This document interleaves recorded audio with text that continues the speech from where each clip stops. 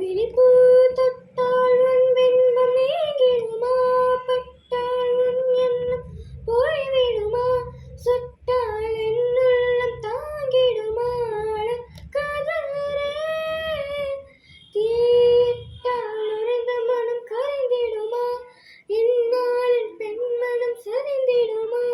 உன் சொல்லில் ஆணவம் பணிந்திடுமா?